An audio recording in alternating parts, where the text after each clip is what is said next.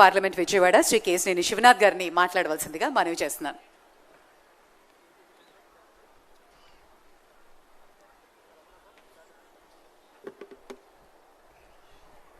అందరికీ నమస్కారం. వేదికని అలంకరించిన పెద్దలు, గౌరవనీయులు ఆంధ్రప్రదేశ్ రాష్ట్ర ముఖ్యమంత్రి నారా చంద్రబాబు నాయుడు గారికి, అంతేకాకుండా యూరోపియన్ యూనియన్ అంబాసిడర్ హెర్వీ డెల్ఫిన్ గారికి, మంత్రి కందుల దుర్గేష్ గారికి, బాలాజీ గారికి, వెంకట్రావు గారికి, తేజస్వికి, అంతేకాకుండా సెక్రటరీ అజయ్ జైన్ గారికి అందరికీ కూడా నా హృదయపూర్వక నమస్కారాలు. అమరావతి ఆవకాయ్ ఈ కార్యక్రమాన్ని రాష్ట్ర ప్రభుత్వం ద్వారా ప్రతిష్టాత్మకంగా ప్రారంభించుకున్న ఈ కార్యక్రమం మనం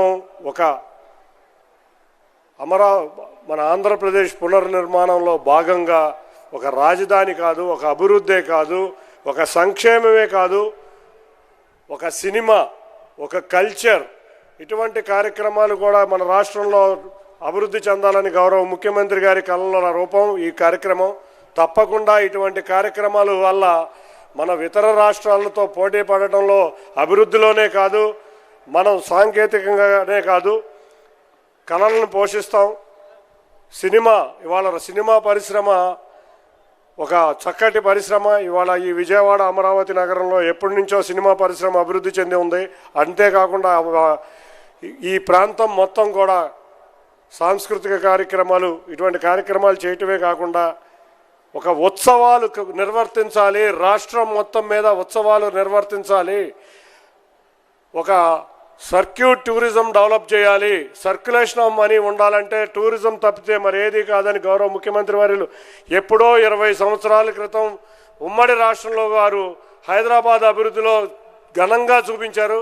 అట్లాగే మళ్ళీ ఇవాళ రాష్ట్రంలో ఎన్నో ఉత్సవాలు, వైజాగ్లో బీచ్ ఫెస్టివల్ అనుకుని, అంతేకాకుండా విజయవాడ ఉత్సవ్ ఈ ప్రాంతంలో ఇవాళ అమరావతి ఆవకాయ్, అంతేకాకుండా రేపు రాబోయే కాలంలో ఎక్కడికక్కడ ప్రతి సిటీలోకి ఒక ఫెస్టివల్ ఉండి అక్కడ ఉన్న ప్రతి ఒక్కళ్ళని, కళాకారుల్ని పోషించే విధంగా తయారు చేస్తున్న మన ముఖ్యమంత్రి గారికి ధన్యవాదాలు తెలుపుకుంటున్నాం. అంతేకాకుండా ఇవాళ కృష్ణమ్మ జలహారతి మనం 2014-19 మన గౌరవ ముఖ్యమంత్రి వర్యుల చేతుల మీదుగా ప్రారంభమైన ఈ జలహారతి మళ్ళీ ఇవాళ ఇక్కడి నుంచి ప్రారంభించి మనం ప్రకృతిని ఆరాధిస్తాం. తప్పకుండా కృష్ణమ్మను ఆరాధించి ఆ రైతులకి సంక్షేమంగా ఉండాలి, అభివృద్ధి జరగాలని కోరుకున్న ముఖ్యమంత్రి వర్యుల చేతుల మీదుగా మళ్ళీ ఇవాళ కృష్ణమ్మ జలహారతులు ప్రారంభించుకోవడమే కాకుండా ఈ ప్రాంతంలో హౌస్ బోట్స్ను కూడా ఇక్కడికి తీసుకువచ్చి మొత్తం రాష్ట్రంలో ఉన్న అన్ని నదులలో కూడా ఈ హౌస్ బోట్స్ ఉండే విధంగా, టూరిజం డెవలప్ అయ్యే విధంగా కృషి చేస్తున్న ముఖ్యమంత్రి వారి గారికి ధన్యవాదాలు తెలుపుకుంటూ, తప్పకుండా రాబోయే కాలంలో అభివృద్ధిలోనే కాదు, సంక్షేమంలో కాదు, టూరిజంలో కూడా నెంబర్ 1 డెస్టినేషన్గా ఆంధ్రప్రదేశ్ ఉండాలని ఉంటుంది. గౌరవ ముఖ్యమంత్రి వర్యుల చేతుల మీదుగా ఉంటుందని అందరికీ తెలుసు.